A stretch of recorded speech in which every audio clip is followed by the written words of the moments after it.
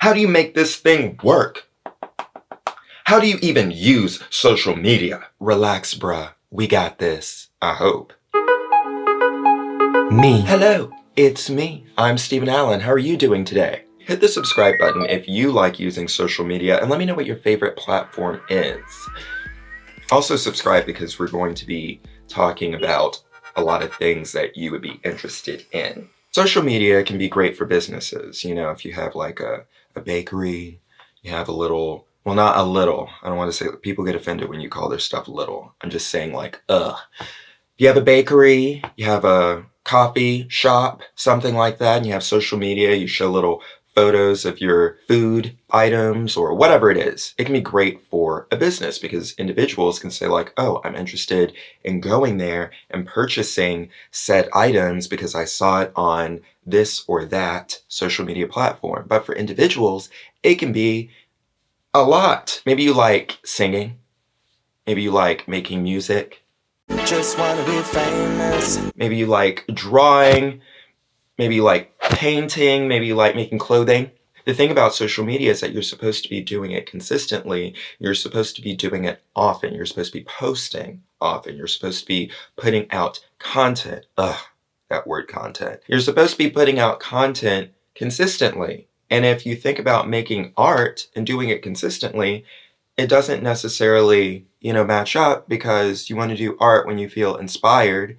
You want to make something when you feel like making something, and then you don't necessarily just want to immediately put it out. But if you're like forcing yourself to make art pieces constantly, how does that work? Then it's like you're putting out so much, it's too saturated. People don't think you're putting enough time into it. You're not as happy with it because you're just kind of throwing out stuff, throwing out content. But if you take the time to work on stuff that you really want to work on and make it as good as you can make it, the algorithm doesn't like you because you're putting stuff out once in a while and you're not being consistent with it.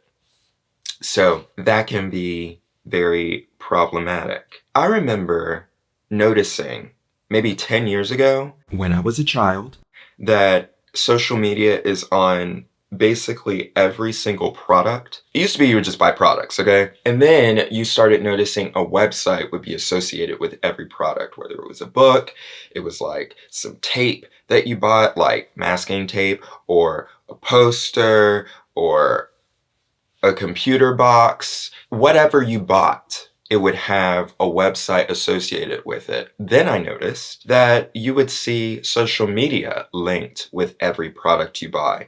Twitter, and Facebook. And now it's probably TikTok, YouTube. There's probably a YouTube channel for toilet paper. There's probably a really successful YouTuber that just reviews toilet paper.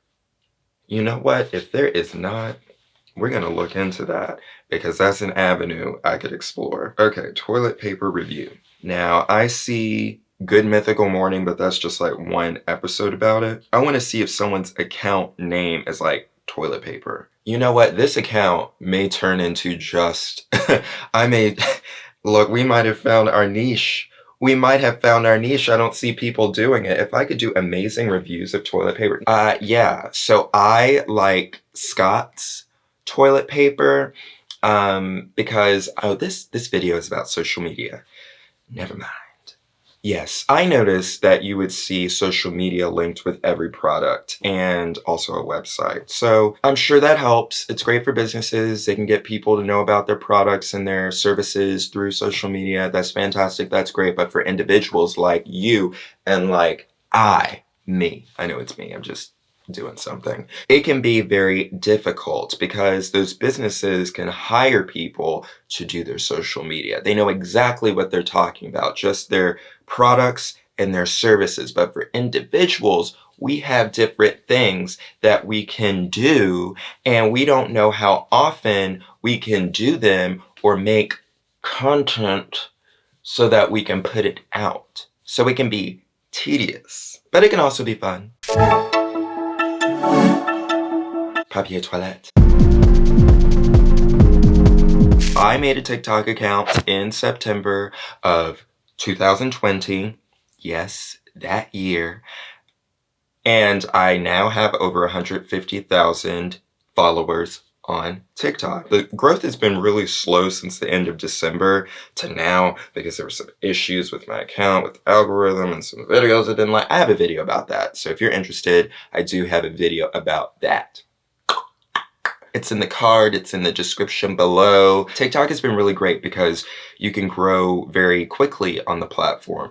You can put things out and you know that you will get eyes on whatever you show, which is not the same for many other social media platforms where you'll put something out and no one will see it. Like, you can put something out on a fresh, brand new account and you will at least get hundreds of views on whatever video you post. Potentially thousands, tens of thousands, hundreds of thousands, millions of views on whatever you post. It could be a little bit different now just because, you know, it's gone through some changes on TikTok. Also, it doesn't take a long time to make the content for TikTok. It takes like a few minutes to make a TikTok video, which makes it a lot more fun because you feel like you're putting something out and people are actually seeing it.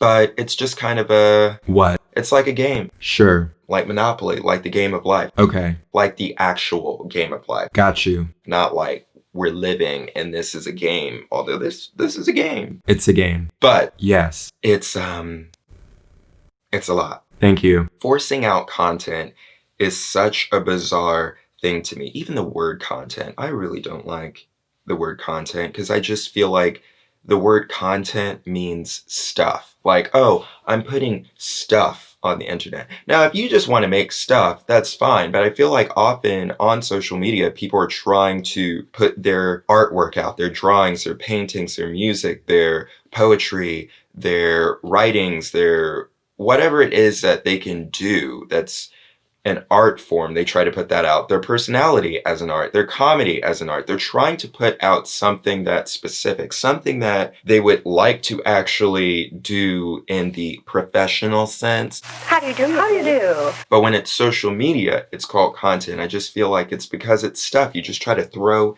as much stuff out as you can so that you can constantly be putting stuff out because you want to be consistent, but it kind of dilutes what you're doing. It's not as much of a thing. So yeah, I have a problem with that word content. I do use it, but I feel like that's why a lot of people do not like using social media because they feel like you have to make content. There's pressure to make lots of content. You can't really like put out one video, one photo, one song and expect for things to take off. And if they do take off, you have to do more. And to keep that going, you have to... I do think there's a difference between content and art. Content, it just seems like something you're just trying to throw out as much as you can. Just get it out. Just do something. Just say something. Just put it in. Whatever. Just get it out. Just do it. That's content. So what is the difference between art and content? It may not be clear what that difference is, how to define content versus art, but there is a difference. Yet, people do like the word content. They use the word content. They're okay with the word content. But I think the word content is problematic. It should be canceled. By content, wouldn't content be like calling someone's music audio? Like, oh, I just love that new audio by Billie Eilish. Or I love Katy Perry's audio. No one would do that. And I feel like that's what people do when they talk about people's videos. They call it content. It just seems like you're taking away the art from what it is that they're doing. You're just calling it stuff. Check out my music. Fight fire with my heart, make me come apart. I need you out of my brain. Buy, play, stream, hear it now. Okay, so social media, what is that? Social media is supposed to be a place where you can share your media, whatever it is that you want to share, your art, your clothing, merch, store, whatever it is that you do, that you have, that you can put in a video, in a photo, in audio, It's there for you to share it with your friends, with your family, and potentially other people that you do not know. That is what social media is for. But now it has become a game. I guess it's always been a game. But it's become a system where you're trying to get as many eyes on what you're doing, and you'll do compromising things to get that to happen. That's unhealthy. It's really a game of trying to get fame, the fame game, the limelight, that green colored light. Do I have a green light today? A light that's kind of like this. I don't know if this is coming out as green to you or yellow, but it's green for me. Not the candles, the light behind the candles. Social media, it is all about the numbers, and the numbers can be toxic. You're looking at how many likes, how many views, how many followers, how many. I can say with TikTok, since I've grown pretty quickly on that platform, and I have people that see my stuff, watch my stuff, I am looking at the numbers. This video has more likes than this video. This video has more comments than this video. How can I get this new video to perform better than this older video? Do I need to make another video that's similar to that video because that video did well? Maybe I need to put that video out tomorrow, and then I can put this video out in 2 days, and then I need to put out a video later today, but I don't know what that video should be. Maybe I need to change the video, put titles in the video. It's always something about numbers, and people will say it's not about the numbers. Social media should be about what you want to say. Just make good content, and that's all you have to do. The numbers will take care of them. The numbers. Let's just take a moment of silence for social media analytics. That was enough time. It's difficult to turn off social media, like to turn off for the day and say, like, I'm just going to be done for now. These are the hours I'm on. These are the hours that I'm off, and I will be back on tomorrow. It's like someone who's going live 24/7. It's a lot. The average typist has had a year or two of training beyond high school. But anyway, I do like making YouTube videos. I'm going to be making more YouTube videos as a plan, so we'll see. We'll see. I like making things for you to see. I made this shirt. Looks like an Easter egg to me. So, thank you, YouTube. I know. What was the last thing that you posted on social media? The plan is to post 2 times a week, Monday and Thursday at 4 p.m. Eastern Standard Time. We'll see. Again, we'll see. I'm doing my best. Subscribe to this YouTube channel and give this video a thumbs up and do something to the bell. Tap it.